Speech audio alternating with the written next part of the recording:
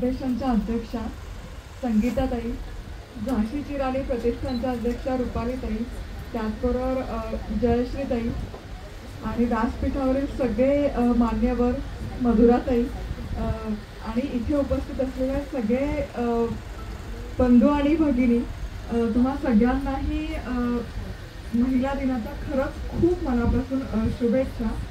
आणि संगीताताई, रुपालीताई, तुम्ही मला या पुरस्कारासाठी पात्र समजले याबद्दल मनापासून धन्यवाद आणि आभार.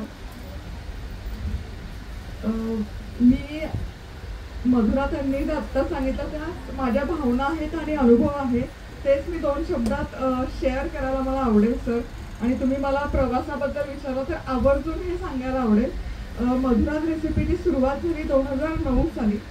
2008ला गुगलने यूट्यूब घेतलं आणि 2009ला मी मधुराज रेसिपीची सुरुवात केली. त्यापूर्वी मी अमेरिकेत बँकेला जॉब करत होते आणि तो सोडून मग काय नवीन करायचं म्हणून एक्सप्लोअर करण्यासाठी केलं. पण ध्येय निश्चिती झाली होती. आणि मराठमोळे पदार्थ, जसं आता मधुराताईंनी म्हणाले की आपली मराठी भाषाच आपल्याला अवगत नाही आहे, तसंच माझ्या बाबतीतही झालं. यूट्यूबची जेव्हा सुरुवात होत होती त्या आधी 2 वर्ष मी ब्लॉग रायटिंग करत होते 2007 पासून, की अमेरिकेत होते. जॉब जरी केला तरी संध्याकाळी बराच फावला वेळ मिळायचा. मग घरात जे काही पदार्थ बनवायचे ते ब्लॉग राईट करायचं आणि ब्लॉगस्पॉटवर, म्हणजे मी डोमेनही रजिस्टर नव्हतं केलं, असं सलग 2 वर्ष केलं. आणि मग यूट्यूबवर जेव्हा कॉन्टेंट एक्सप्लोअर करायला सुरुवात केली तेव्हा एक गोष्ट लक्षात आली की जे मराठी पदार्थ आहेत आपले, म्हणजे मी सर्च केलं, जर ठेचा सर्च केला, पुरणपोळी सर्च केलं, तर एकही पदार्थ यूट्यूबवर नव्हता. कारण तेव्हा एकतर 2च जॉनर होते, म्युझिकमध्ये टी सिरीज आणि कॉन्टेंट क्रिएशनमध्ये फूड जॉनर, ज्यामध्ये साऊथ इंडिया, पंजाब आणि गुजरात या स्टेटचं रिप्रेझेंट ते करत होते, पण मराठी क्युझिन रिप्रेझेंट करणारं एकही नव्हतं. आणि चला म्हणलं, हा आपला हातखंड आहे, हे इतकं छान जागतिक व्यासपीठ आहे, तर हे पदार्थ का नाही यावेत या व्यासपीठावर. एका प्रामाणिक हेतूने आणि उद्देशाने मधुराज रेसिपीची सुरुवात झाली होती. आता आपली संस्कृती, आणि जे आता मधुराजींनी पण सांगितलं की आपल्या संस्कृतीमध्ये पुरुष आणि महिला हा खरंच भेदभाव नाही आहे. याचा एक मला वैयक्तिकरित्या आलेला एक खूप छान अनुभव सांगते. मधुराज रेसिपी मी जेव्हा 2009ला सुरू केलं तेव्हा ते भाषेचं माध्यम इंग्रजी होतं. कारण तोवर भारतामध्येही इंटरनेट घरोघरी आले नव्हतं, स्मार्टफोन नव्हते. त्यामुळे जर मला कॉन्टेंट लोकांपर्यंत पोहोचवायचं तर मी रेसिपी व्हिडिओ इंग्रजी माध्यमातून करायचे. लाखातही माझे फॉलोअर्स, सबस्क्रायबर नव्हते, काही हजारात होते, कारण तेव्हा कॉम्पिटिशन किंवा हे काही असं नव्हतं, सबस्क्रायबर अमुक तमुक.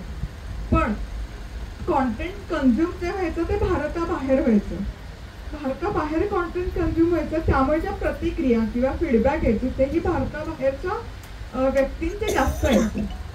जर तुम्ही जुन्या व्हिडिओचे जर तुम्ही कमेंट जर वाचल्या तर त्या वाचूही नाही शकत, इतका एक महिला म्हणून ऑब्जेक्टिफाय करून केलेल्या त्या कमेंट असायच्या. म्हणजे एक वेळ मग अशी आली की आम्हाला की आम्ही सोडून दिलं, की आम्ही मग त्या कमेंटला रिप्लाय नाही करायचो. म्हणजे इतके वाईट शब्द, इतक्या वाईटरित्या एक बाई माणूस म्हणून ते ऑब्जेक्टिफाय करून कमेंट असायच्या, मोठ्या मोठ्या कमेंट असायच्या, काहीही लिहिलेलं असायचं. पण 2016 मध्ये मराठी भाषेतून मी मधुराज रेसिपी मराठीची सुरुवात केली आणि तेव्हापासून आत्तापर्यंत म्हणजे जवळपास 7-8 वर्ष झाले.